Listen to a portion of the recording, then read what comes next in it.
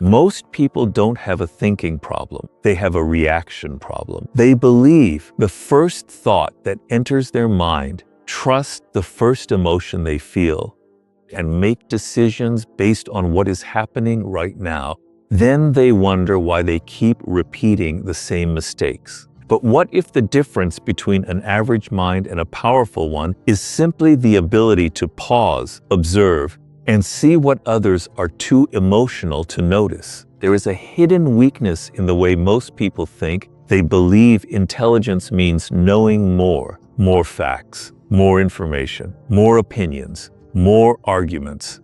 But information alone does not make you intelligent. A person can know thousands of things and still make terrible decisions because the real problem is rarely a lack of information. The real problem is how you interpret what you see. Think about how quickly you judge people. Someone becomes distant, and you assume they are against you. Someone criticizes you, and you assume they are trying to bring you down. Someone succeeds, and you immediately compare their life to yours. Someone challenges your opinion, and suddenly you feel the need to defend yourself. You may believe you are responding to reality, but often you are responding to a story your mind created about reality. And this is where smarter thinking begins, not with knowing everything, with realizing that you may not be seeing things as clearly as you think you are. The strongest minds are not necessarily the fastest minds. They are the minds that can slow down. They can stand outside the emotional moment. They can question their first interpretation. They can watch people without immediately labeling them. They can listen without preparing a response. They can admit uncertainty without feeling threatened by it. And most importantly, they can examine their own mind with the same intensity they use to examine everyone else. Because your greatest intellectual enemy may not be another person. It may be your own assumptions, your ego, your impatience, your need to be right, your desire to be liked, your fear of looking weak, your hunger for immediate results. These forces can quietly distort your judgment while convincing you that you are being rational. And once you understand this, you begin to recognize something profound. The person who controls your attention can influence your emotions. The person who controls your emotions can influence your decisions.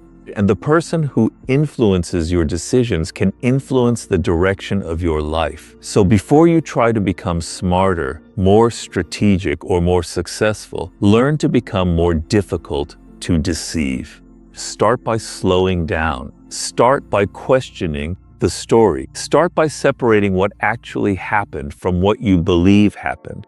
Because the first discipline of a powerful mind is simple.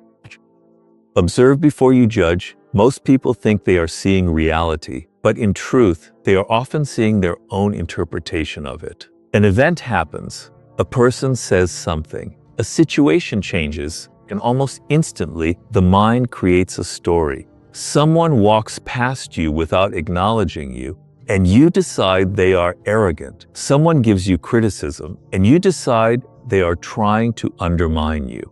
Someone becomes successful, and you assume they must have had advantages you did not have. The mind hates empty spaces, so when information is missing, it fills those spaces with explanations. The problem is that those explanations can feel like facts. Smarter thinking begins with a simple discipline. Learn to separate what you observe from what you conclude. This sounds easy until you notice how rarely people actually do it. Imagine you are sitting in a room with several people. One person suddenly becomes quiet. You notice the silence. That is observation. But then your mind says, "He is angry with me." That is interpretation. You notice someone checking their phone while you are speaking. The observation is simple. Their attention moved toward their phone, but your mind immediately adds, "They don't respect me." Again, the observation is real. The conclusion may not be. The dangerous part is that once you create a conclusion, your mind begins searching for evidence to support it. Every subsequent action from that person gets filtered through the original assumption. Now they laugh with someone else. You think they are mocking you. Now they disagree with you. You think they are challenging your authority. Now they remain silent. You think they are plotting something. The original assumption becomes a lens, and eventually, you are no longer dealing with the person in front of you. You are dealing with the character your own mind invented. This is one of the great weaknesses of human judgment. We do not simply experience events, we immediately assign meaning to them, and because the meaning feels emotionally convincing, we mistake it for reality. The disciplined mind does something more difficult. It waits, it watches, it collects information. It does not need to make every person understandable within 5 minutes. It does not need to classify everyone as friend or enemy, intelligent or foolish, trustworthy or dangerous. It allows patterns to develop. This is important because a single action can be misleading, while repeated behavior is much harder to fake. Anyone can behave well once.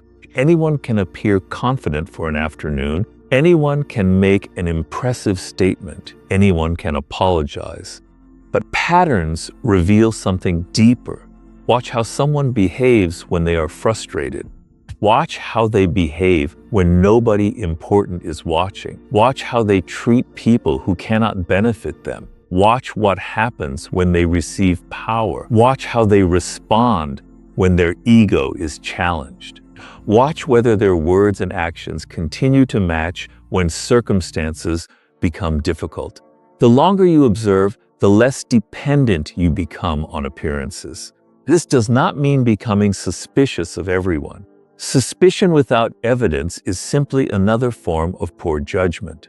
The objective is not to assume the worst. The objective is to stop assuming anything before you have enough information. There is a subtle strength in saying, "I don't know yet." Most people hate those words because uncertainty makes them uncomfortable. They want immediate explanations because explanations create psychological comfort.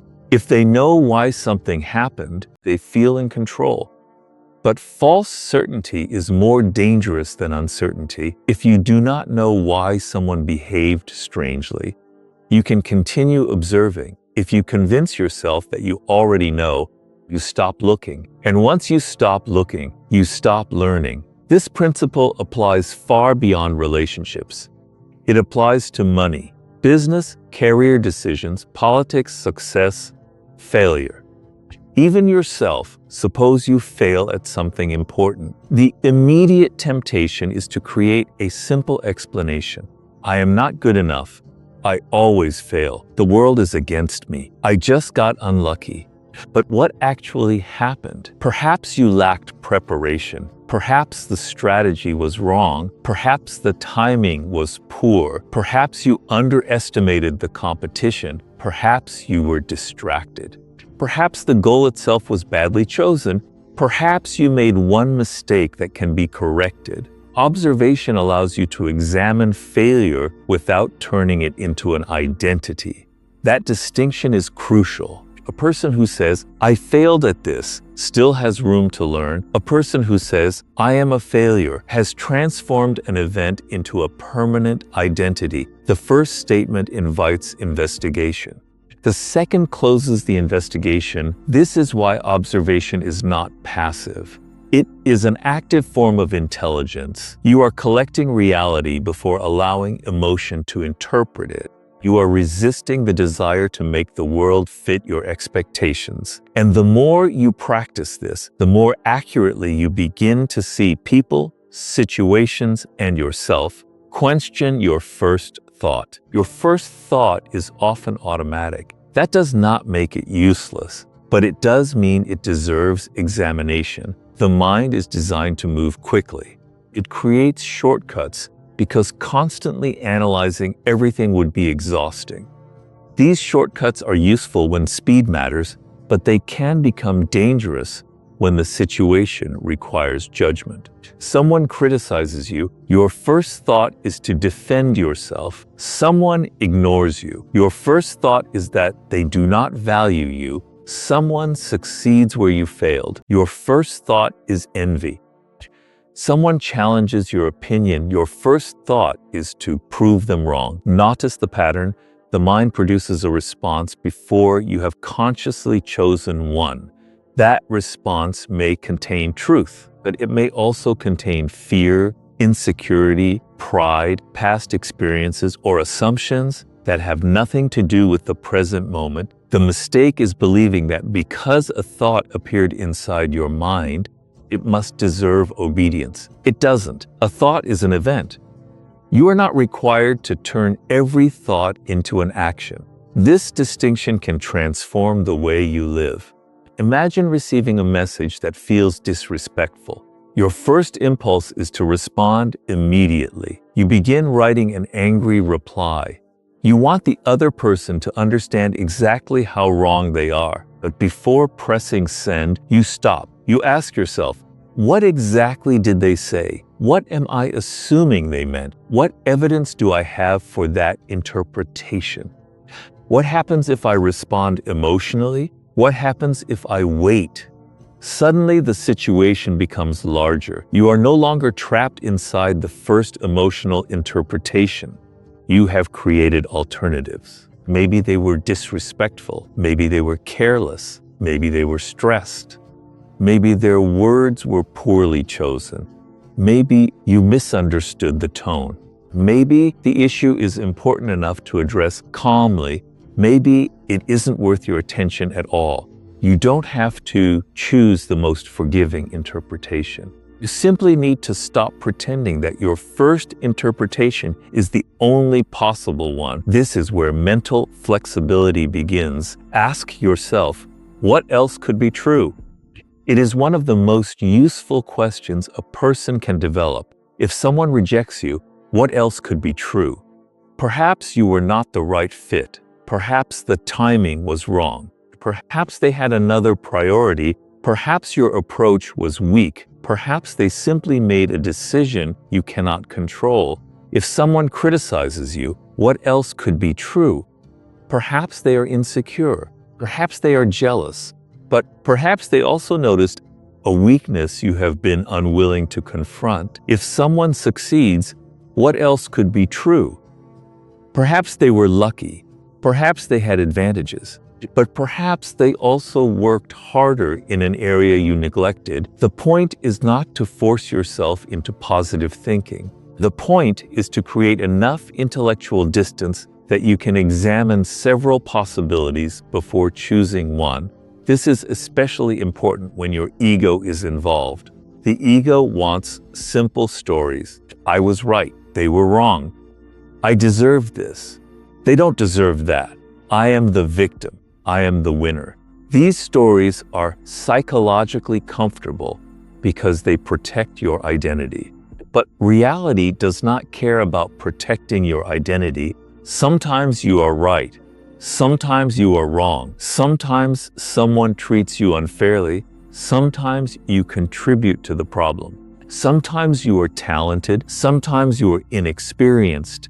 Sometimes you are being underestimated. Sometimes you are overestimating yourself. The mature thinker develops the ability to hold uncomfortable possibilities without immediately rejecting them.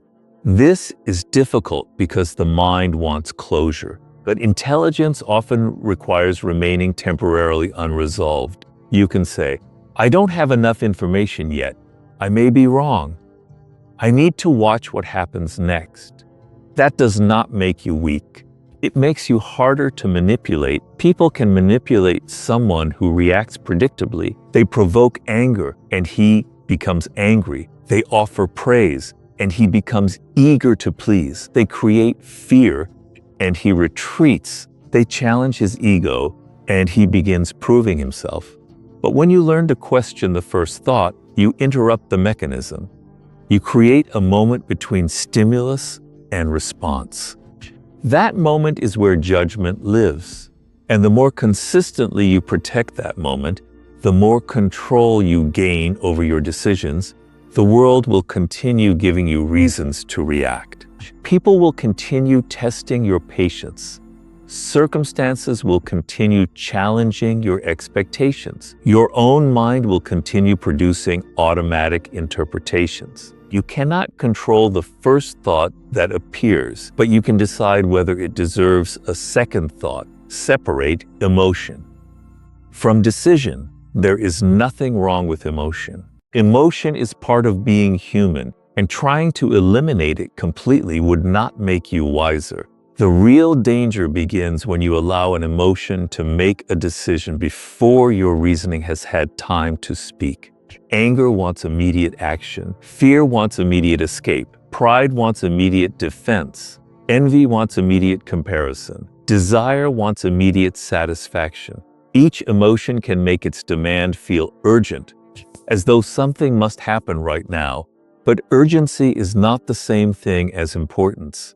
A smarter thinker learns to create distance between feeling something and acting on it. You can be angry without sending the message. You can feel insulted without retaliating. You can feel afraid without abandoning the opportunity. You can feel jealous without allowing that jealousy to determine how you treat another person. The emotion can be acknowledged without being given authority. Think about how many mistakes are made during emotional peaks. A person says something cruel because he is angry, then spends days repairing the damage. Someone makes a financial decision because of excitement, then regrets it when the excitement disappears. Someone leaves an opportunity because of fear, only to realize later that the danger was exaggerated. In each case, the emotion was temporary, but the consequence remained. Think beyond the immediate consequence. Most people evaluate decisions by looking only at what happens immediately afterward. They ask what they will gain, how they will feel, or how others will react. But every decision creates consequences beyond the first result. A clever thinker therefore asks a second question after the first answer. And then what? You confront someone because you want the satisfaction of winning the argument. And then what happens to the relationship? You reveal someone's weakness to make yourself look stronger. And then what happens when they remember it? You accept an opportunity because it gives you status. And then what happens when the responsibilities become heavier than the reward?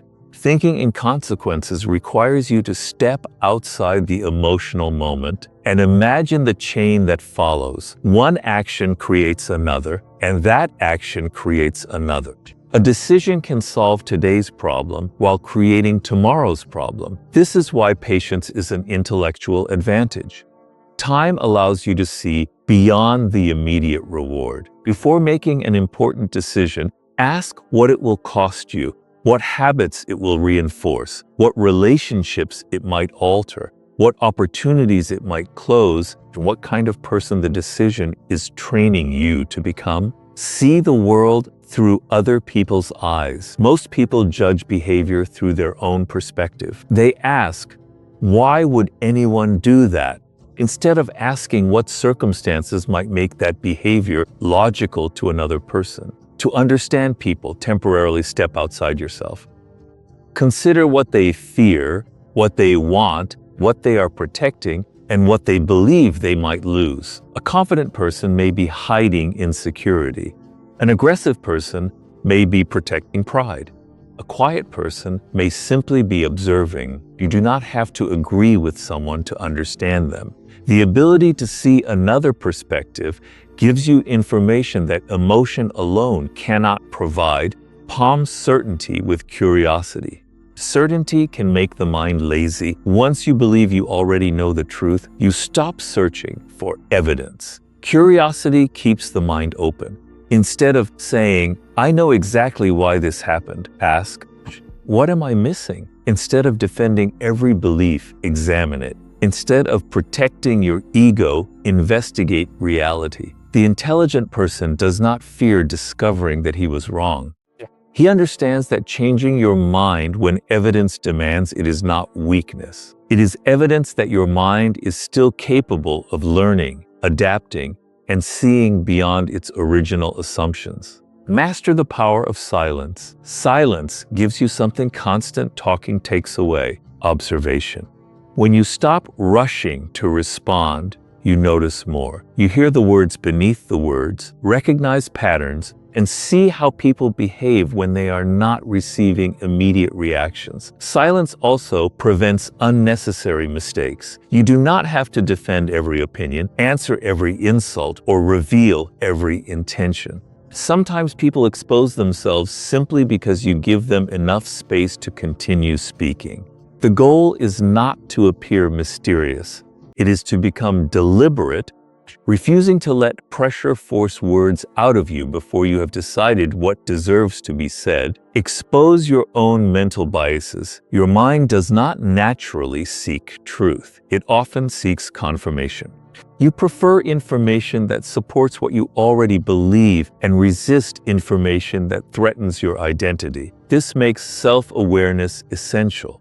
Ask yourself why you desperately want to be right, why another person's success irritates you, or why criticism feels like an attack. These questions reveal motives hiding beneath your reasoning. You cannot eliminate every bias, but you can become conscious of the distortions influencing your judgment. The stronger mind is not the one that believes itself perfectly rational, but the one willing to examine its own thinking before trusting it. Think in years, not moments. Most people make decisions according to immediate rewards. They want recognition now, money now, comfort now, and validation now. But intelligent thinking considers what today's choices will produce years from now. Skills compound, habits compound, reputation compounds. So do poor decisions. Ask yourself what your current behavior is building. Will today's discipline create greater freedom later, or will today's comfort create greater dependence? Thinking long-term does not mean ignoring the present. It means understanding that every repeated decision is shaping your future circumstances, your abilities, and eventually the person you become. Become the master of your own mind. The greatest form of independence is the ability to think without constantly borrowing your opinions from the crowd. People often adopt desires, fears, ambitions, and definitions of success simply because everyone around them does. But an independent mind examines before accepting. It can agree without needing approval and disagree without needing rebellion. It questions popular assumptions, studies evidence, and makes decisions deliberately. You do not become mentally free by rejecting everything others believe. You become free when your conclusions are genuinely your own, when your ego no longer requires the crowd to tell you what is true or valuable. After everything we've explored, smarter thinking should no longer look like simply collecting more knowledge. It should look like developing greater control over the way you process reality. You learn to observe before judging because appearances can deceive you. You learn to question your first thought because your first interpretation is not always the truth. You learned to separate emotion from decision because feelings can provide information without deserving control. You learn to think beyond immediate consequences because every decision creates consequences that extend beyond the moment. You learn to see through other people's perspectives because human behavior becomes easier to understand when you stop measuring everyone exclusively through your own psychology. You learn to replace certainty with curiosity because a mind that believes it already knows everything eventually becomes incapable of learning. You learn the power of silence because sometimes the information you need appears only when you stop trying to control the conversation. You learn to expose your own biases because self-deception is often more dangerous than deception from others. You learn to think in years rather than moments because your future is being constructed through decisions that often seem insignificant today. And finally, you learned that the ultimate form of intelligence is not merely knowing what to think. It is developing the freedom to think for yourself. That freedom is rare because the world constantly gives you ready-made opinions. It tells you what success should look like, what you should desire, what you should fear, who you should admire, who you should dislike, what you should chase, what you should ignore. And if you never examine those instructions, you can spend years building a life that looks successful from the outside while being completely disconnected from what you actually value. So become slower where others are impulsive. Become curious where others are certain. Become observant where others are distracted. Become patient where others demand immediate results. And become honest enough to question even the beliefs that make you comfortable. You do not need to become the smartest person in every room. You need to become the person who sees clearly when everyone else is being carried away by the moment. Because once you learn to govern your attention, examine your emotions, challenge your assumptions, and think beyond the immediate, your decisions begin to change. And when your decisions change consistently, your life eventually changes with them. So the next time you feel the urge to react, pause, look again, ask yourself what you might be missing. And before you leave, write in the comments, I will think before I react. Let that be more than a comment. Let it become a rule you practice. And if you want more ideas that sharpen your thinking, strengthen your discipline, and help you see human behavior with greater clarity, subscribe, because the goal isn't to think like everyone else. It is to develop a mind that is truly your own.